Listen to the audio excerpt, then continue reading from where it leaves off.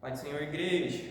Amém. Glória a Deus. Vamos para a Glória. nossa aula 10. Aleluia, Jesus. Aula 10, módulo ministério, né? Estamos na categoria dos dons. Hoje nós vamos falar dos dons do Espírito Santo. Já falamos, né? Apresentamos as categorias dos dons, né? São os dons de Cristo, são as realizações de Deus e também tem os dons do Espírito Santo, né? Já falamos dos 5 ministérios. Essa aula vamos falar dos dons do Espírito Santo. 1 Coríntios, capítulo 12, versículo 4. Vamos ler do 4 a 11. E diz assim: ora, os dons são diversos, mas o Espírito é o mesmo. E também há diversidade nos serviços, mas o Senhor é o mesmo. E há diversidade nas realizações, mas o mesmo Deus é quem opera tudo em todos. A manifestação do Espírito é concedida a cada um visando um fim proveitoso. Porque a um é dada mediante o Espírito a palavra da sabedoria, a outro, segundo o mesmo Espírito, a palavra do conhecimento. A um é dada no mesmo Espírito a fé, a outro no mesmo Espírito dons de curar, a outro operações de milagres, a outro profecia e a outro discernimento de espíritos. A um é dada a variedade de línguas, a outro a capacidade para interpretá-las. Mas um só e o mesmo Espírito realiza todas essas coisas, distribuindo-as a cada um individualmente conforme Ele quer. Amém, irmãos? Esse é o texto base sobre esses estudos dos dons. E aqui nós já podemos ver, né, que ele explica, né, sobre as 3 categorias do dom, né? Uns é dado o dom de Cristo, outros dado as realizações de Deus e outros os dons do Espírito Santo. E aqui ele também explica também os 9 dons do Espírito Santo. É sobre eles que a gente vai falar hoje, né? Os dons espirituais são capacitações sobrenaturais concedidas pelo Espírito Santo aos crentes, com o objetivo de edificar a igreja e manifestar o poder de Deus. Esses dons são uma demonstração clara da operação do Espírito no meio do povo de Deus. Eles podem ser divididos em 3 categorias, isso é bem importante. São 9 dons, em 3 categorias. Dons vocais, dons de revelação e dons de poder.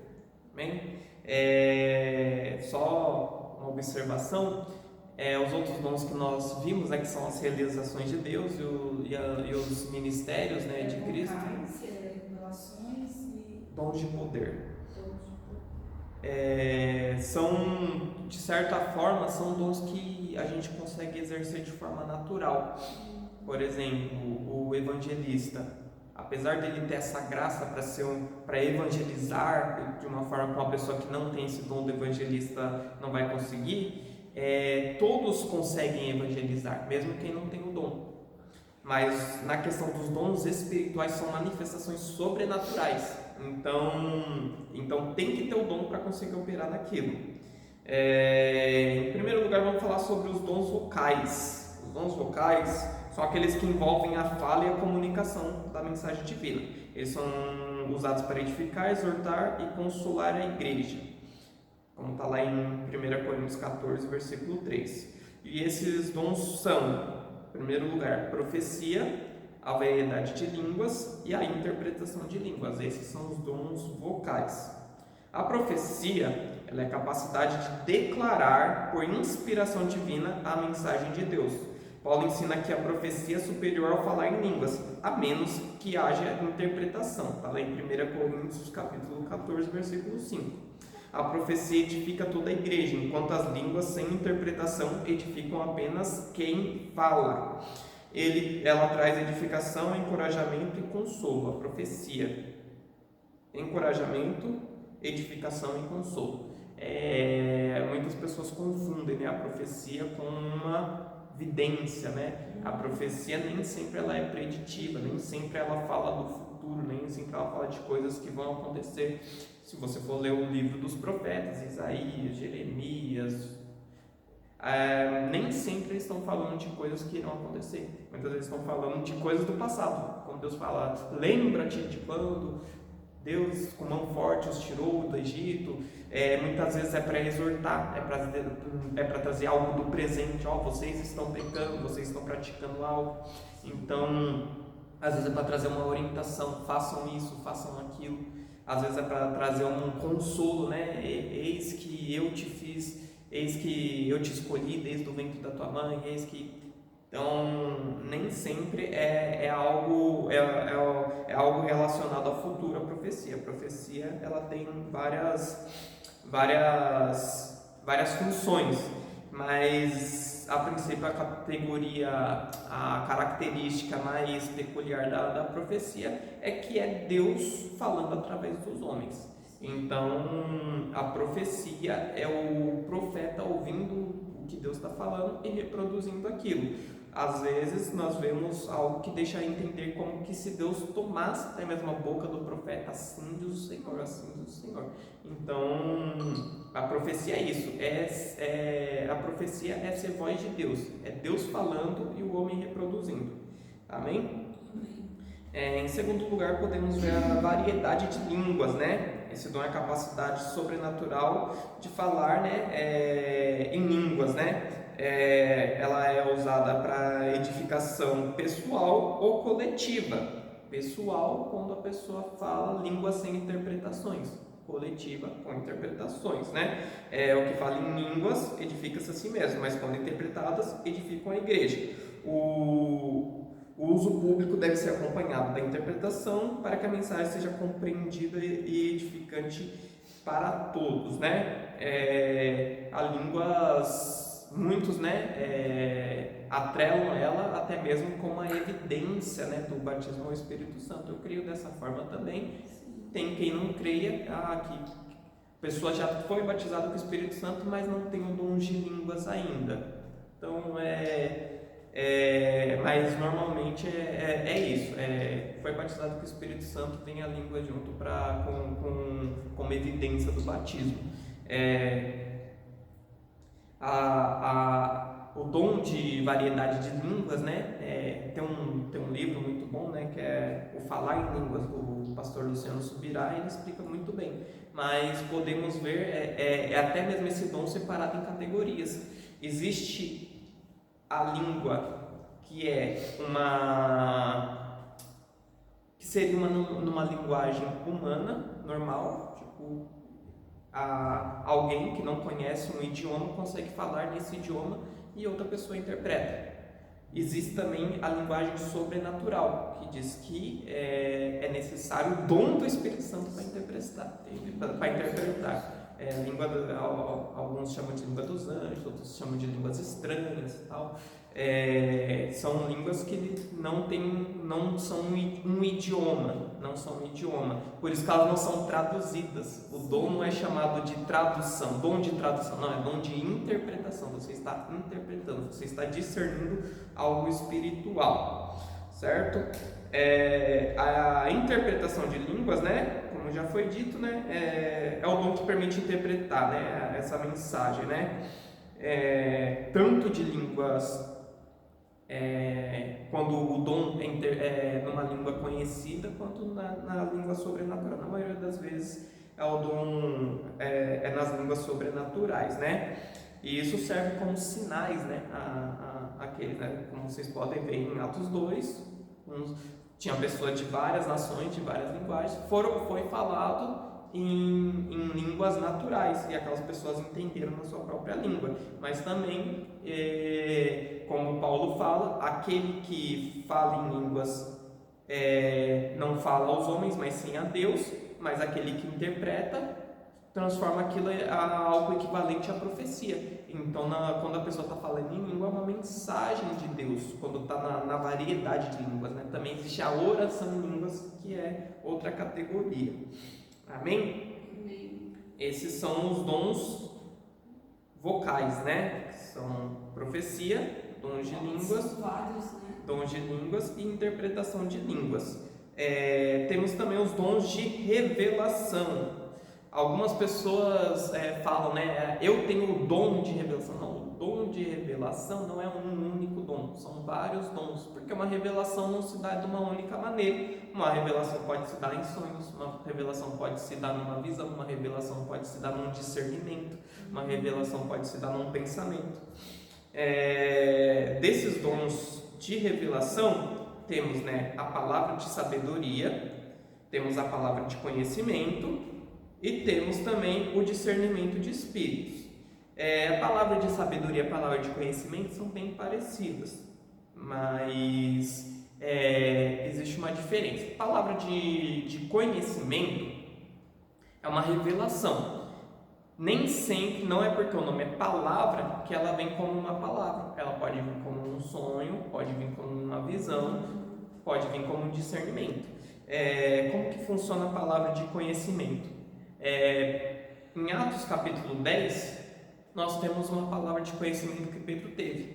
Foi uma visão. A Bíblia diz que desceu, que enquanto ele estava orando, ele teve um vislumbre de um lençol caindo do céu, com animais descendo desse lençol, e ele orou, perguntou para Deus o que aquilo significava, e Deus falou para ele, não tenha como impuro aquilo que Deus purificou, e ficou naquilo ali mesmo. Ele teve que ficar meditando para tentar entender o que aquilo queria dizer. Então a palavra de conhecimento é uma revelação que Deus nos dá, que nem sempre, né, necessariamente necessita de uma meditação, mas ela não vem 100% completa. Ela não vem 100% completa. Pedro recebeu aquela visão e uma palavra, não tenha como impuro aquilo que Deus purificou, mas ele não entendeu o que era o que eu faço com essa informação agora?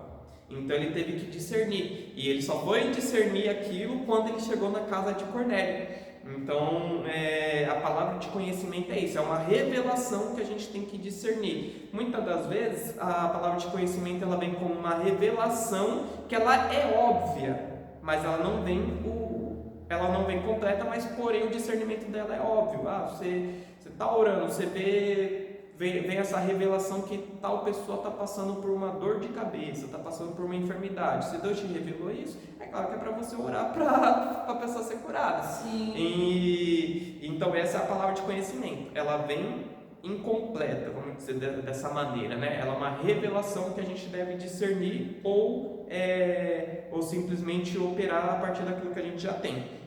Já a palavra de sabedoria, ela é uma palavra de conhecimento mais a operação. Como que a gente pode explicar isso? A palavra de sabedoria, ela é a revelação mais a aplicação, mais o que Deus quer fazer com aquilo. José do Egito, nós podemos ver que quando Faraó ele teve um sonho e pediram para que levaram ele até que ele interpretasse, ele teve a revelação do que era o sonho, teve a revelação da interpretação do sonho, 7 vacas magras, 7 vacas gordas. 7 vacas gordas era 7 anos de fartura, 7 vacas magras eram 7 anos de miséria. E ele também teve o conselho, ele também teve a sabedoria. O que a gente faz com essa informação? Vai vir 7 anos de fartura e 7 anos de miséria. Tá, mas o que a gente faz com essa informação? Aí vem a palavra de sabedoria. Vamos estocar alimento, vamos fazer cidades de armazém. É isso. A palavra de sabedoria, né? Ela traz, né, essa revelação, mas a aplicação. Também temos vários outros exemplos na Bíblia. Por exemplo, de palavra de conhecimento. Jesus com a mulher samaritana. Jesus ele fala para aquela mulher: vai e chama o teu marido. Vai e chama o teu marido. Isso é uma palavra de conhecimento. Às vezes Deus dá essa palavra de conhecimento para a gente. Vai e abraça fulano. Mas você pensa, mas para quê? Mas por quê? Com qual finalidade? Deus só fala isso. Vai lá e faz, só obedece. Essa é a palavra de conhecimento. Aí a mulher vai lá e fala: mas eu não tenho marido. Então aí vem a palavra de sabedoria, vem a revelação completa. Disseste bem. Porque você já tiveste 5, esse que está com você não é seu. Palavra de conhecimento é uma revelação. Palavra de sabedoria é a revelação completa, mais a aplicação. Amém? Amém. Existe essa confusão. Quando ouvi pela primeira vez sobre isso, eu tive dificuldade de entender, mas fica mais fácil com esses exemplos, né? Sim. E temos também, por último, o discernimento de espírito, né? Discernimento de espírito é a capacidade de discernir o mundo espiritual e suas manifestações, tá? O discernimento de espírito, muita gente atrela simplesmente ao dom fala que é dom de libertação. Libertação é a autoridade que Deus deu para todos os crentes, mesmo para quem não tem dom de discernimento de espírito. É claro que ajuda quem tem um discernimento de espírito, sim, porque aquela pessoa vai conseguir ver o que está ali no mundo espiritual. O discernimento de espírito ele é praticamente autodidata, né? O discernimento de espírito, você vai conseguir ter os olhos para ver o mundo espiritual, o que está acontecendo ali. Lembrando que os dons, eles se manifestam ocasionalmente. Ninguém opera nos dons o tempo todo, até mesmo que tenha o dom de discernimento de espírito. Sim. Não vai estar o tempo todo vendo o anjo, vendo o demônio. Pode ser que alguém tenha essa sensibilidade a mais, que vê com mais frequência, mas não o tempo todo. Senão a pessoa fica doida. Então o discernimento de espírito vai ver anjo, vai ver demônio, vai ver operações sobrenaturais sobre a vida da pessoa. Às vezes é uma doença, é uma enfermidade, não é um demônio, não é mas também não é natural, é uma enfermidade. A Bíblia fala de Jesus repreendendo demônios, mas também fala dele repreendendo ocasiões, repreendendo enfermidades em si. Ele repreendeu a enfermidade da sogra de Pedro, não era um demônio, era uma enfermidade. Ele também repreendeu o vento, o mar, era coisa natural, vento e o mar, mas então tem isso, o discernimento de espírito nos traz esse discernimento. Normalmente esses dons de revelação, eles funcionam mais no vídeo, né?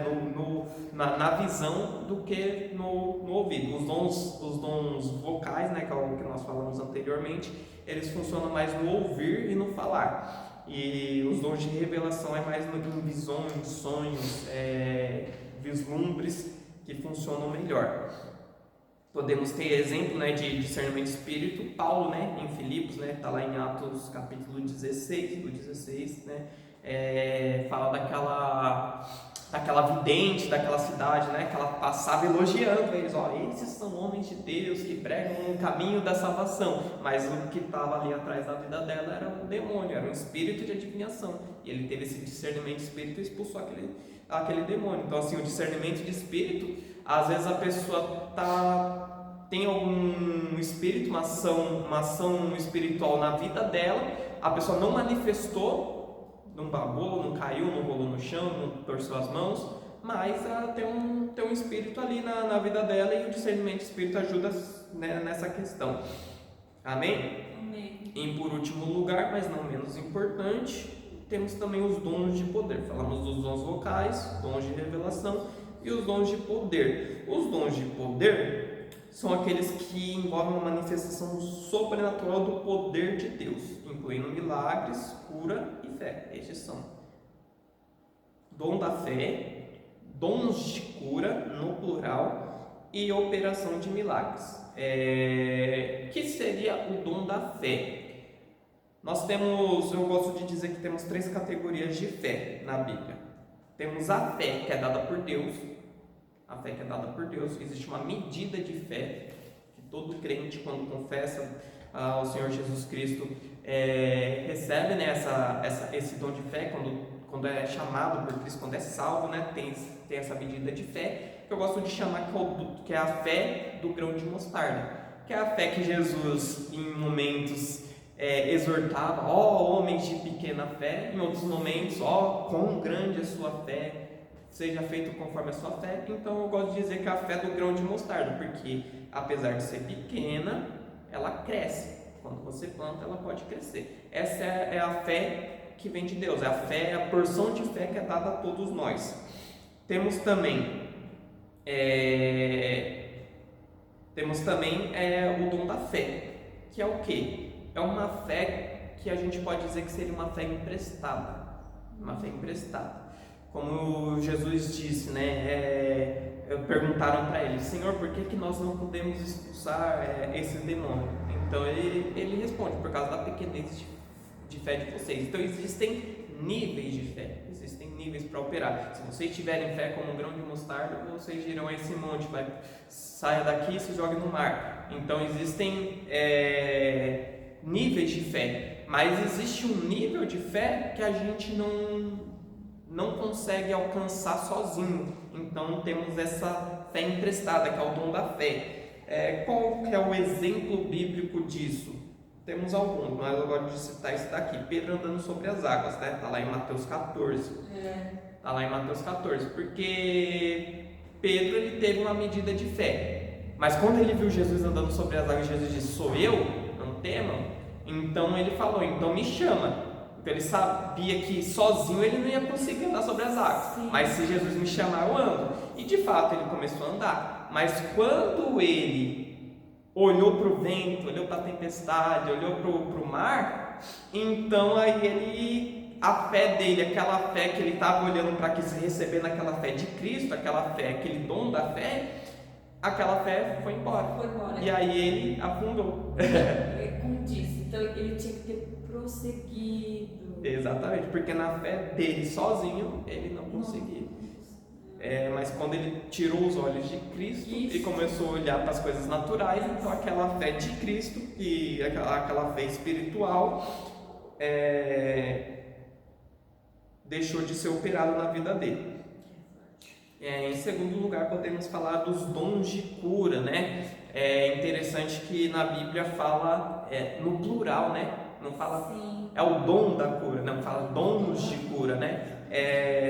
Existe um consenso, né, na teologia, né? A maioria dos comentaristas dizem que isso aí, o plural, foi colocado propositalmente porque existem como manifestações de cura, dons de cura, né? Que são como se fosse até mesmo um hospital. Existe o especialista, cardiologista, oftalmo, isso. E muitas pessoas operam muito bem em curar visão de pessoas, mas quando é a audição, não operam tão bem. Operam bem, sei lá, em coisas no corpo. A pessoa tem um caroço, a pessoa tem um membro menor do que o outro, e quando ela manifesta esse dom de cura, consegue fazer isso, mas quando é para dar visão para o cego, não tem tanto, tá? Temos, né, exemplos, né, do cego de nascença, né? Jesus curou, né, várias pessoas, né? O cego de nascença, o cego que teve os olhos perfurados, então tem vários dons de cura. Aquele que não anda. Exatamente. Sobre esses dons de poder, né? Porque tudo é relacionado ao poder de Deus, né? Nós podemos também achar uma diferença, né, para categorizar eles. É interessante a gente entender, né, o que são dons de cura e são dons de não cura. O que são dons de cura?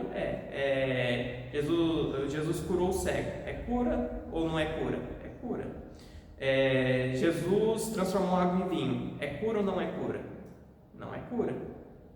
Então aí entra nos outros dons. É fé ou é operações de milagre?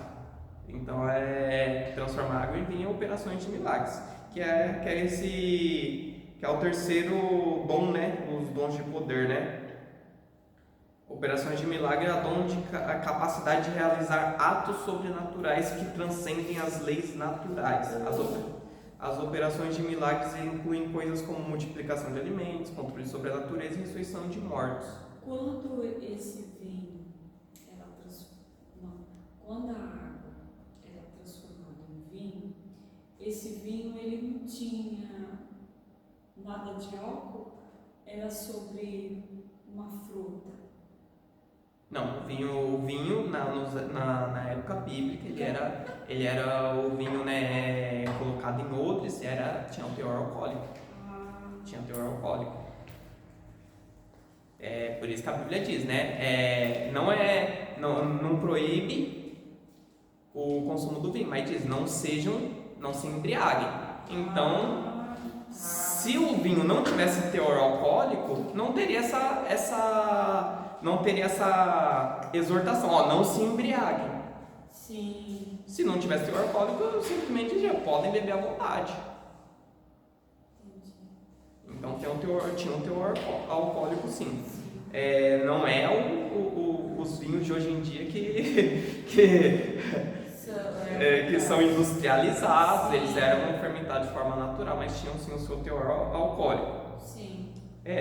Então temos, né, os dons de poder se dividem isso, né, em cura, não cura.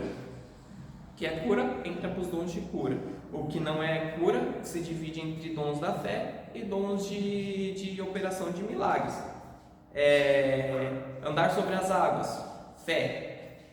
Você não está mudando o ambiente, você está caminhando sobre o ambiente, está fazendo algo em você. Transformar multiplicação de pães e peixes. É cura? Não é cura? É a operação de milagres. Amém? Amém.